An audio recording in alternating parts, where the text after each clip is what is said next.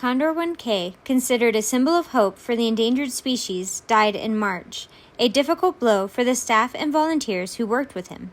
Sierra Martin, a wildlife technician at Zion, described the impact. His death came later than a lot of other deaths before him because he made it through all of the avian influenza outbreak where we lost a really big chunk of our population. We lost over 20 birds during that in the span of just a few weeks.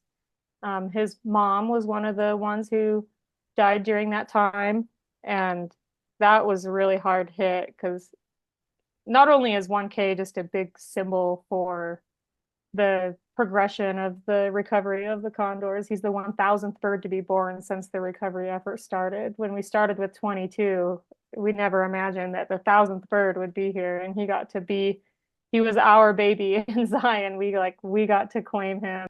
1K, who can be seen here in footage courtesy of the Peregrine Fund and Zion National Park, has been described as a curious, goofy bird who often sought out areas where people were. And Condor volunteer Pete Grzelski said he had an impact on those who caught a glimpse of him. I had 1K over here. There was an elderly woman, and I was kind of trying to coach her behind the monocular because a lot of people have difficulty looking through a scope like that.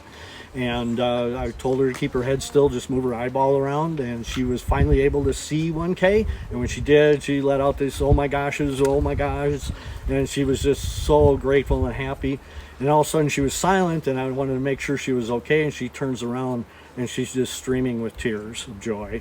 And she told me afterwards, she says, "I've seen a condor when I was a little child, and I never thought I'd see a wild condor in the wild again." So that was just truly spectacular to witness that. To learn more about Condor 1K and the people who worked with him, read the full story online. This is Alysha Lundgren reporting for St. George News, your #1 source for local news.